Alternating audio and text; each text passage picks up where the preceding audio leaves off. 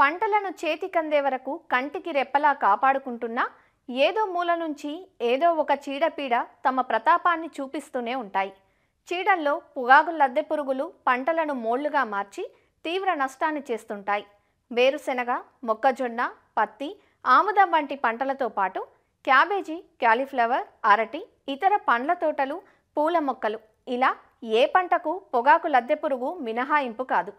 లద్దె పురుగులు పంటపై ఒక సైన్యంలా దాడి చేసి మట్టుబెడతాయి. అధిక వర్షాల వల్ల పంటల్లో రొట్ట బాగా పెరుగుతుంది.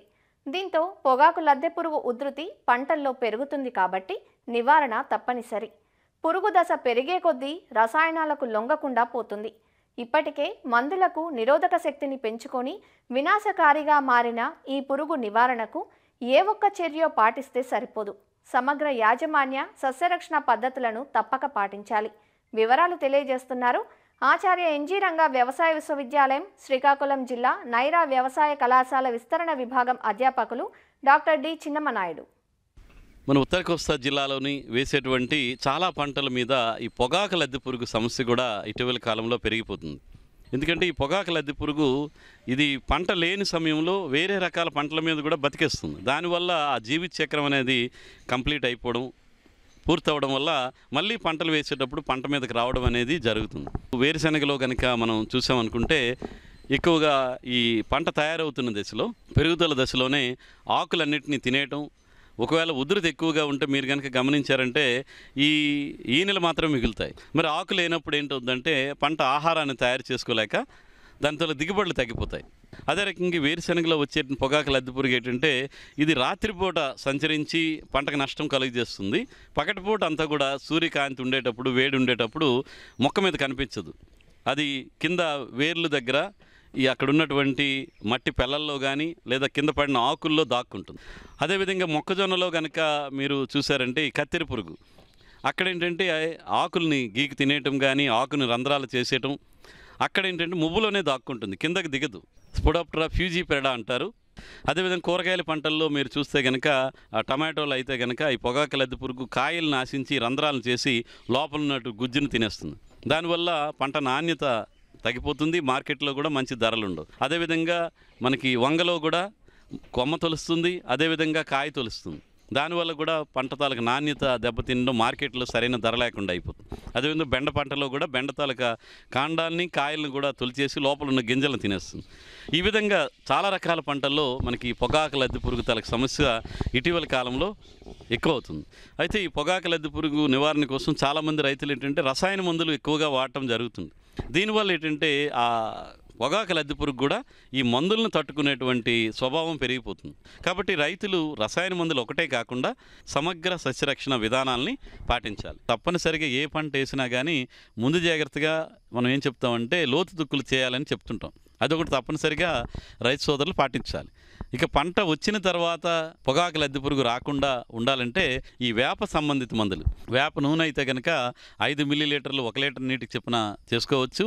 లేదు వేప గింజలు దొరికి కషాయం తయారు చేసుకోగలిగితే 50 మిల్లీలీటర్ల వేప కషాయాన్ని 1 లీటర్ నీటికి చొప్పున కలిపి పిచికారీ చేయదు. అదేవిధంగా బర్డ్ పెర్చెస్ అంటాం. ఈ పొలంలో పంట కన్నా ఒక అడుగు అరడుగు ఎత్తులో ఈ పక్షులు నిలబడడానికి కనుక మనం పక్షి స్థావరాలను ఏర్పాటు చేస్తే అక్కడ పక్షులు వచ్చి వాలి ఎక్కడైనా ఈ గొంగల పురుగు సంచారం కనుక కనిపిస్తే అలాంటి వాటిని ఏరి ఈ పక్షులు తింటాయి. కాబట్టి ఆ విధంగా కూడా పంట నష్టం తగ్గుతుంది. అదేవిధంగా పంట వేసే ముందుగానే మనం ఈ రాత్రిపూట మంటలు పెట్టడం కనుక చేస్తే ఈ పొగాకు లద్దె పురుగు తాలూకా తల్లి పురుగులు ఏవైతే ఉంటాయో ఇవి మంటల్లో పడి కొంతవరకు చనిపోవడం జరుగుతుంది. తద్వారా పంట మీద కూడా ఉధృతి తగ్గిపోతుంది. అదేవిధంగా పొలంలో అక్కడక్కడ ఈ లైట్ ట్రాప్స్ ఒక 5-10 ఎకరాలకి ఒక దగ్గర లైట్ ట్రాప్ కనుక సోలార్ లైట్ ట్రాప్ని కనుక ఏర్పాటు చేసుకుంటే ఈ లైట్ ట్రాప్కి రాత్రిపూట ఈ లద్దె పురుగు తల్లి పురుగులు అట్రాక్ట్ అయ్యి చనిపోవడం జరుగుతుంది. వీటితో పాటుగా ఈ ఫెరమోన్ ట్రాప్స్ అంటాం, అంటే లింగాకర్షక బుట్టలను కూడా వాడడం రైతులు అలవాటు చేసుకోవాలి. పొలంలో ఒక 4-5 ఫెరమోన్ ట్రాప్స్ పెట్టుకోవాలి. దీనివల్ల ఏంటంటే పొగాకు లద్దె పురుగు వేరుశెనగలో కానీ మొక్కజొన్నలో కానీ ఇతర కూరగాయల పంటల్లో మనకు వచ్చేటువంటి పొగాకు లద్దె పురుగు రకాన్ని బట్టి ఇప్పుడు ఆ లింగాకర్షక బుట్టలు అనేవి అందుబాటులో ఉన్నాయి.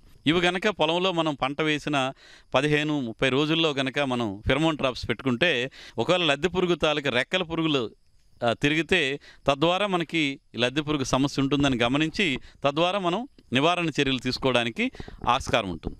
ఒక రోజులో గనక 10 నుంచి 15 ఈ పొగాకు లద్దె పురుగు తాలూకా తల్లి పురుగులు గనక మనం లింగాకర్షక బుట్టలో పడితే అక్కడ రాబోయే 10-15 రోజుల్లో ఈ లద్దె పురుగు తాలూకా గొంగల పురుగులు వచ్చే అవకాశం ఉందని గమనించి మనం ముందు జాగ్రత్తగా వేప కషాయాన్ని కానీ ఇలాంటి వాటిని పిచికారీ చేసుకోవచ్చు. లేదు మాస్ ట్రాపింగ్ అంటాం, అంటే ఎక్కువ తల్లి పురుగుల్ని అట్రాక్ట్ చేసి మనం నివారించుకోవాలనుకుంటే మాస్ ట్రాపింగ్ అని ఎకరాకి 15 నుంచి 20 లింగాకర్షక బుట్టలో పంట కన్నా ఒక అడుగు 2 అడుగులు ఎత్తులో గనక పెడితే ఈ పురుగులు అందులో పడతాయి. ఇక చివరగా మనం ఇన్ని రకాల పద్ధతులు చేసినప్పటికీ ఈ లద్దె పురుగు తాలూకు సమస్య ఉంది అనుకుంటే అప్పుడు రసాయన మందులకి మనం వెళ్ళాలి. ఒకటి క్లోరిఫైరిఫాస్ అయితే కనుక 2.5 మిల్లీలీటర్ల మందుని 1 లీటర్ నీటి చొప్పున కలిపి పిచికారీ చేయొచ్చు. లేదా ప్రొఫెనాఫాస్ అనేటువంటి మందును 2 మిల్లీలీటర్లు 1 లీటర్ నీటికి చొప్పున కలిపి పిచికారీ చేసుకున్న పొగాకు లద్దె పురుగు మీద పనిచేస్తుంది. లేదంటే నొవాల్యూరాన్ అని అంటాము, ఆ మందు అయితే కనుక 1 మిల్లీలీటరు 1 లీటర్ నీటికి చొప్పున కలిపి ఎకరానికి 200 లీటర్ల మందు ద్రావణాన్ని ఈ వేరుశనగ పంటలో కానీ లేకపోతే ఇతర కూరగాయల పంటల్లో కనుక వాడితే ఆ విధంగా కూడా మనకి పొగాకు లద్దె పురుగు అనేది నివారించబడుతుంది. అదేవిధంగా క్లోలాంట్రాన్ ఇలిప్రోలిన్ అనేటువంటి మందు అది 0.3 మిల్లీలీటర్లు 1 లీటర్ నీటికి చొప్పున కలిపి మనం కనుక పిచికారీ చేస్తే లద్దె పురుగు తగ్గుతుంది. అయితే మందులు ఏవైనప్పటికీ ఒకే మందుని దపదపాలు కొట్టకూడదు. ఒకసారి ఒక మందు కొడితే ఇంకొకసారి ఇంకొక మందు మార్చి మనం పిచికారీ చేయాలి. ఈ రసాయన మందులన్నీ కూడా 1 నుంచి 4వ దశ వరకు గొంగల పురుగు పెరుగుదల వరకు బాగా పనిచేస్తున్నాయి.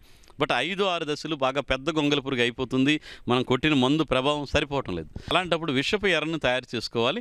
దీనికోసం ఏంటంటే మనం ఒక 5 కేజీలు మెత్తన తవుడు తీసుకుంటూ 1 కేజీ బెల్లం తవుడుకి కలిపిస్తారు.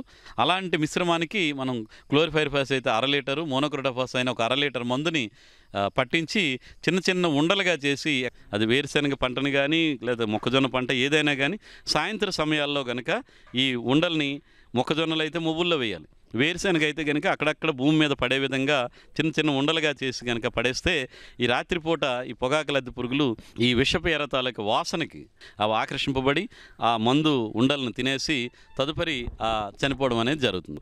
మరి ఈ పొగాకు లద్దె పురుగు తాలూకా నివారణ కోసం రసాయన మందులు కాకుండా ఇప్పుడు మనం చెప్పుకున్నటువంటి సమగ్ర సస్యరక్షణ పద్ధతులన్నింటినీ కూడా పాటించినప్పుడే ఈ పొగాకు లద్దె పురుగుని సమర్థవంతంగా నివారించుకోవడానికి అవకాశం ఉంటుంది.